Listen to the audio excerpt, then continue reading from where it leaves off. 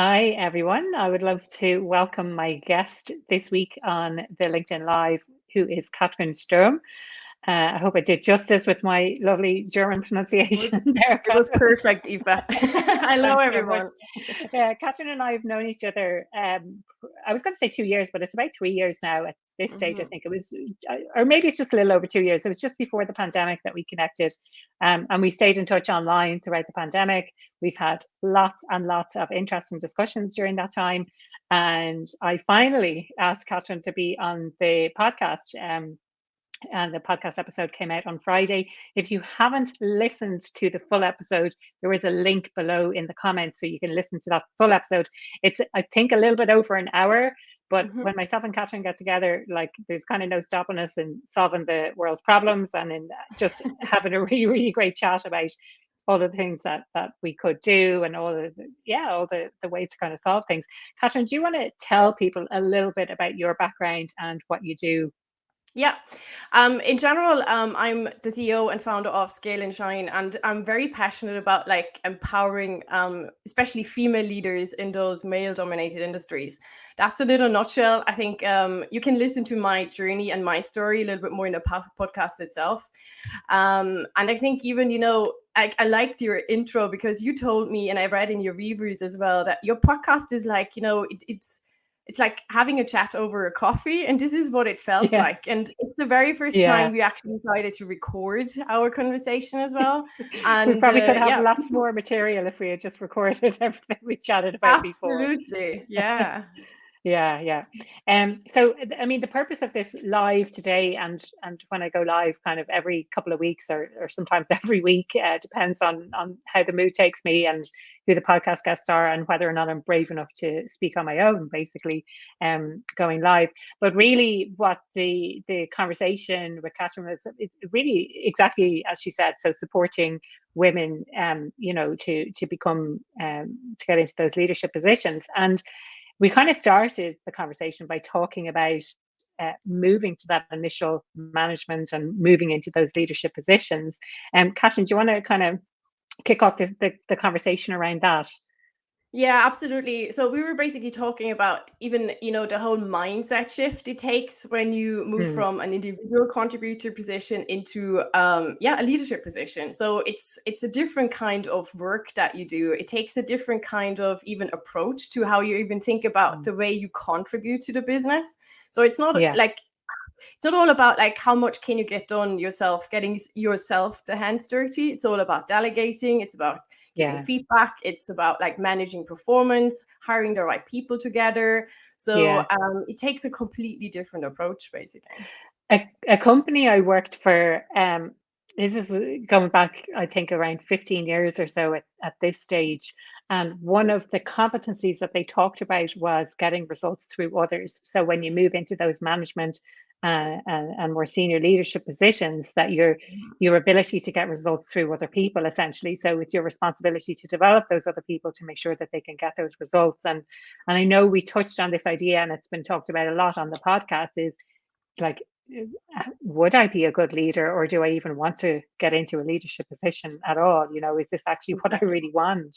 And we talked about different people's definitions of success, and is that actually your definition of success, or is that what society expects, or is that the expectation from an ego perspective that you want to get to a more senior position, whether it's to earn more money or to be perceived as being in a leadership position. Anything to kind of add around that, or any challenges that you see with your clients, Katrin? Yeah, I think like I really liked your question in the podcast episode when you asked me, do I have any tips on how to move into a more senior role? And the first thing I actually mentioned is make sure that this is actually what you want, that it's not just like a predefined career path of your company, or that you're actually following somebody else's definition of success. So I think that's the very first step, because your podcast is all about like being happy at work. So make sure that you are actually happy with that move, and that you're not trying to almost please somebody else with that move, and you think you kind of have to do it. And I think we touched a lot on like what you can do even to proactively move your career forward, because we talked a lot about like assuming that people actually know what you want. So in the episode, you will hear a couple of tips as well. And what I usually work on with my clients as well, that you really have to have a plan in place, that you actually know where you are going, that you know by when you want to be where, and also be clear on like, how does that align with my values?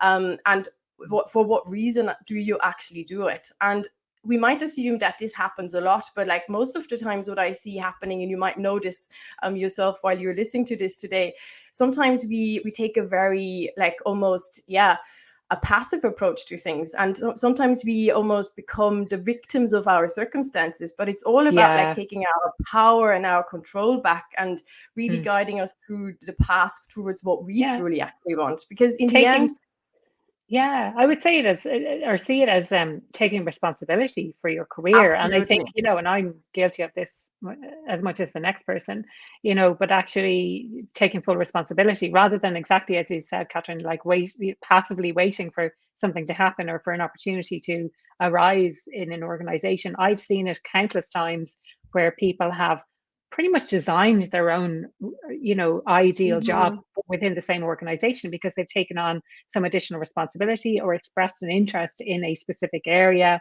and they went on to manage and lead that area and grow a team there as well. So absolutely, it's all about like creating our own story in the end, and proactively approach it. And sometimes we might feel we don't have a choice, but like I think I'd like to encourage everyone that like you do have a choice, although you might think at the moment you don't actually. This idea of choice is really interesting. And I was on someone else's podcast talking about this concept of, if you just flip your thinking to say that you have a choice, like rather than in the language that you use saying, I have to do this because of X, Y, and Z, I have to earn this amount of money. I choose to do this because I choose to support my family. I choose to stay in this role because it helps me to get to another role that I'm interested in, or I choose to do this, and always know your why. Like, what is your reason for doing something? And just a shift in that thinking from I have to do this to I choose to do this for X, Y, and Z reason really helps you, I think, to kind of stick with it and to stay motivated and to understand your reasons. And if you don't have a good reason for staying where you are, and I think at the moment, you'll get no arguments if you say, like, it's a candidates market out there, it's a job seekers market. If you want to change jobs, then now is probably the time to do it.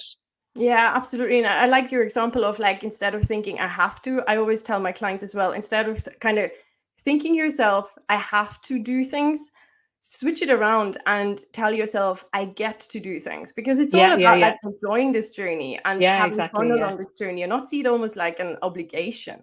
Oh, I have to go and speak to those people. Like, I get the opportunity, even though I'm really stressed and worried about it, I get the opportunity to actually have those conversations and to get into that room and to have my voice heard, and whatever it might be. So one of the other things that we talked about, Katrin, was this idea of kind of, so we touched on the passivity piece. There was another piece towards the end that we were talking about. My mind has gone just completely blank right now, but we touched on it just before we came live. I'm trying to think now what it was. About like even the self-limiting beliefs we sometimes have as underrepresented groups. I think we talked about this a lot, like, because I work with a lot of women, and we talked about the fact that sometimes, especially in a podcast, we elaborate on this as well, where we say, don't actually let it get into your head that you are a woman or not, because it is not a weakness or anything. So if you don't perceive yourself as the weaker part in the room, nobody else will perceive it either. So it's all about the skills, the experience, everything that you actually bring to the table, where people will then actually respect you and value you as well. And oftentimes, if we are the only, insert whatever it is, in the room, it's probably only an issue or only recognizable for the first little while, until it just becomes the norm. This is just the team, and these are just the people on the team. The thing I had in mind was this idea of the types of support that women wanted. I think I was saying something like, oh, maybe women need additional support, and you challenged me slightly on that and said, not additional, just a different type of support, and maybe around specific areas to help them where women typically tend to fall down, like things like asking for money or negotiation. having our voices heard and things like that. Yeah, and I think that was a really good point that we touched on, because what I see with working with a lot of people, and especially with a lot of women, we sometimes think, we have to figure it all by ourselves, and we can do all of this by Yeah. ourselves. But it hasn't like, it doesn't have to be that way. And the other thing as well, sometimes we still kind of think asking for support or help is often seen still as weakness, but it's the exact Yeah. opposite, actually, because all Yeah. the Yeah. Yeah. successful people out there, they have their sounding boards, they have their mentors, they have their coaches, they have all types of experts who can help them actually to be at their best. So Yeah. that's what I see a lot as well in our leadership circles that we touched on. So that women feel really, almost like really empowered, and they get a real boost of confidence out of like, yeah, being in a room with very like-minded people and hearing that they're not the only ones struggling with all of this, because we often Yeah. believe it's just us, basically. But once you're in a room and you hear from others in very similar positions, in very similar businesses as well, because we mainly work with people in the software and the tech industry, Yeah. SaaS typically.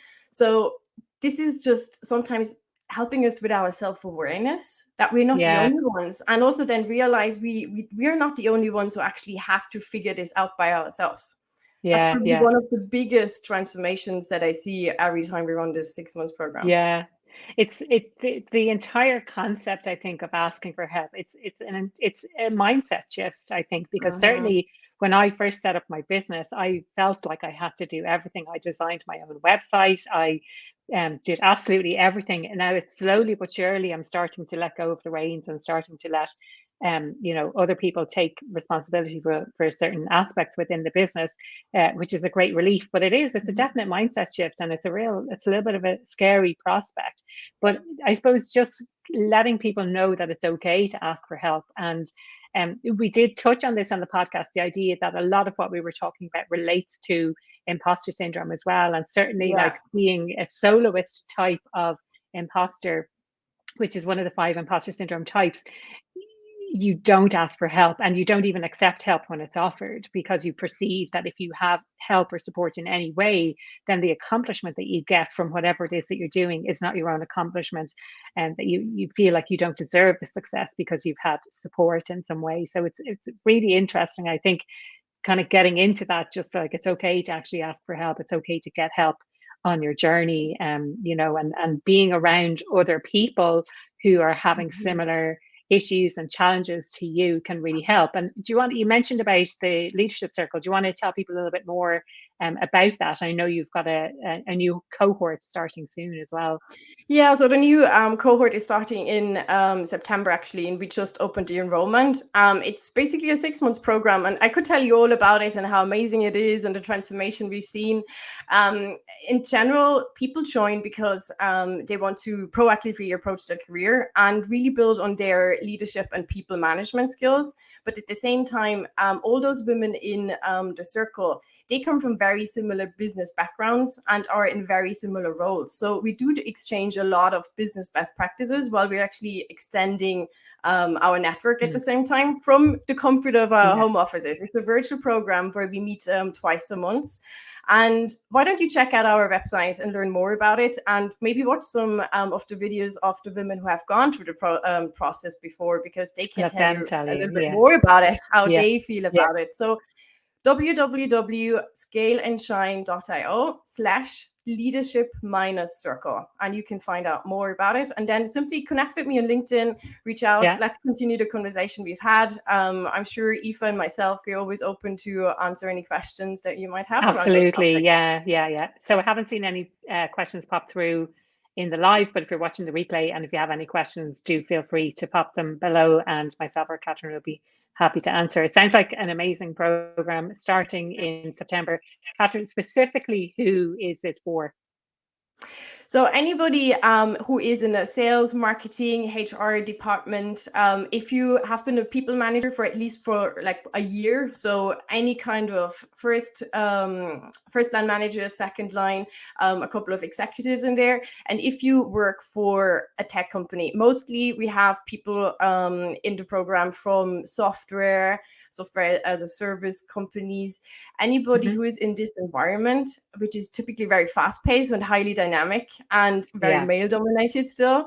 So these are the people that get together in this leadership circle and have seen massive transformation and a boost in confidence, especially as well. Brilliant. Well, thank you so much for coming on to the live today, and thank again for your insights that you shared during the podcast and for your time. Always a pleasure to chat with you. So thank you so much, Katrin. Thank you, Aoife. See everyone on LinkedIn. Bye. Bye.